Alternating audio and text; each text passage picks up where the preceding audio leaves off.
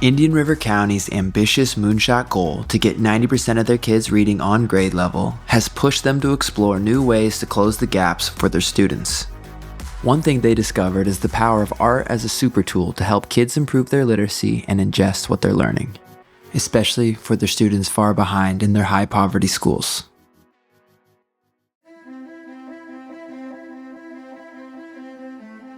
You have to have arts to help all kids. It's a nice to have with some of your kids that maybe already have cultural experiences, maybe really supportive family at home. It's a must-have for kids that are coming into the school system that have some language and learning challenges or don't have access yet to those experiences.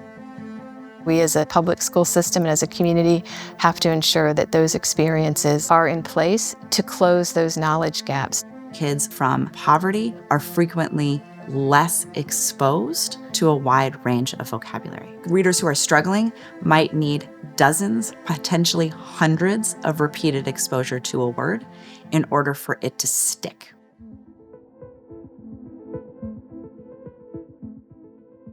So when you understand how you learn and then how you learn to read, we've got this very heavy look at the code of our language and cracking the code. But what are the high engaging experiences that you need to have to really learn content? What's the best way to engage the kids, to give them a reason to read? When you understand how we learn and you understand the theory of embodied cognition, the idea that we take information in through our senses and our brain represents it visually, we represent it auditorily, we represent it kinesthetically. So the more senses that are recruited at the time of learning and the more that we can bring meaning to that experience and emotion to that experience, the better chance that your brain will remember it and then bring it back out and represent that learning in diverse and multifaceted ways. That's the work of arts, to really help the kids engage deeply and connect to what they're being asked to learn and then produce work that demonstrates their learning.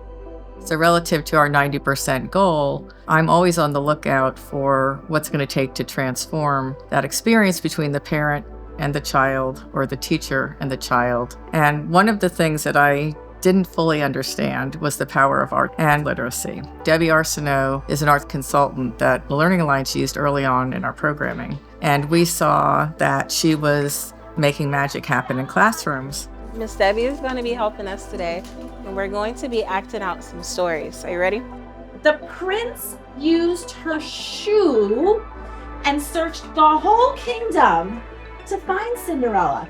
Every classroom is full of creativity and learning, whether that is the arts classroom bringing in stories and literacy, or the main classroom bringing in arts and storytelling. Very nice. Do we want them to learn it today and forget it tomorrow? Or do we want them to learn it today so that tomorrow they can add to it?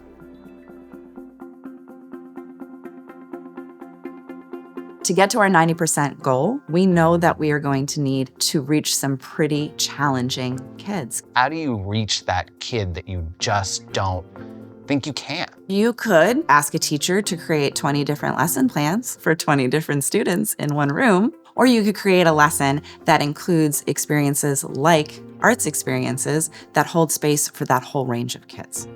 Debbie is the secret weapon here, working with teachers to help take a lesson that they've got to deliver the next week and say, how can we make it engaging? How can we motivate the children to actually pay attention to difficult material such that their brains comprehend it and hold on to that much longer than the traditional ways of teaching would have done. I found that the key was actually working with the adults, was working together with the teachers to help them see how they could do what I was doing and bring that into their teaching. What's great about it is that them become the little crocodiles every time they go, ooh. So I'll ask them, what are your students struggling with right now?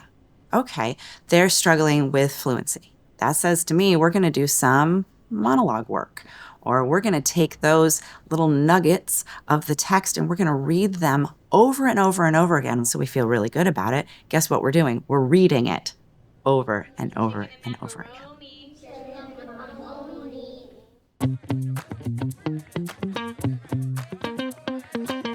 There is a ton of research around using multiple senses to hold on to information, and specifically vocabulary. This is a critical part of the science of reading, the idea that language comprehension dances with word recognition. So let's think about how we can create language comprehension experiences. We're graceful divers. Let me hear that graceful diving sound.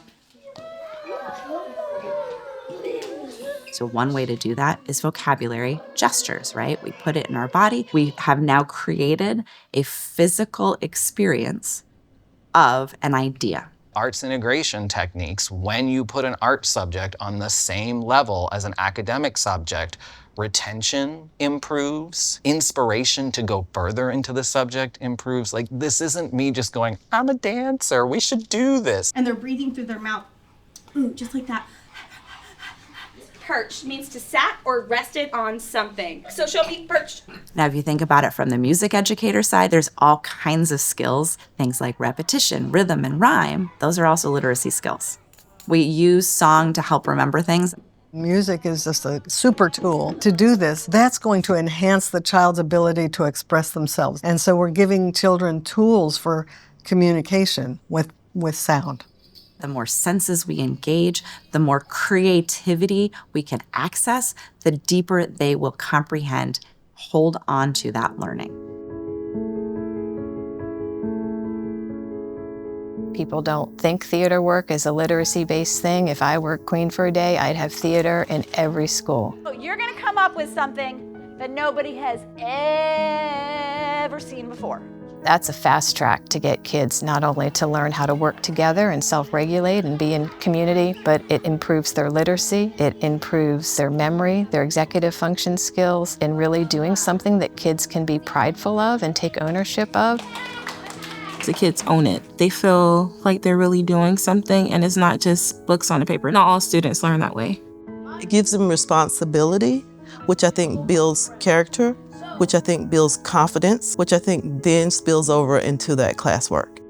Helping teachers see that, coaching them so they feel comfortable, that's going to get us to a whole new relationship in the classroom space. I saw Debbie doing with the teachers was helping connect those engaging experiences to actually children's success in mastering the content and teacher success in teaching kids in such a way that more kids would excel and master the content. On top of all this theater work, they also connect and inspire their kids in another way, with Moonshot the puppet. Basically, I spread the joy of reading. We share stories together, and like I do videos and stuff for classrooms and for different groups of kids. Kids also can ask questions to me, so they write letters, and then I respond to the kids, and it kind of goes back and forth. And then when they come up to the Moonshot reading rocket, I'm like, free books, everybody, free books. I just love learning.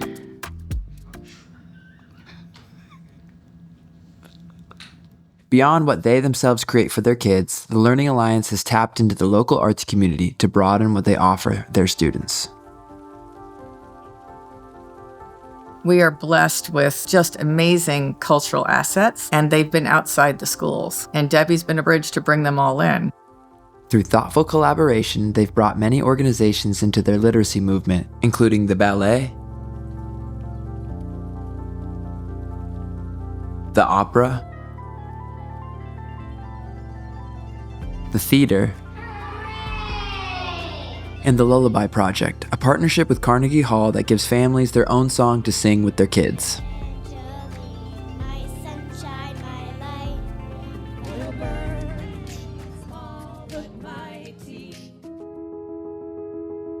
If I can unlock that possibility in my collaborators, then we unlock that in every kid we touch.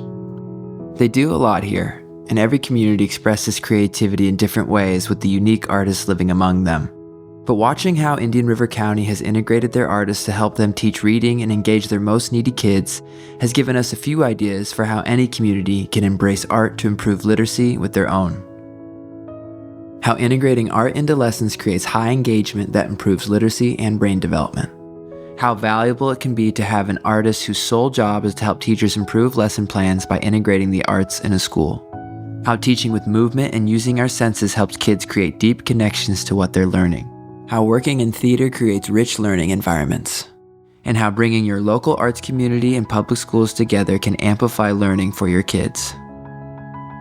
These experiences, these real intentional learning experiences, are not a nice to have, they are a must have for all kids to ensure that we reach our 90% goal and beyond.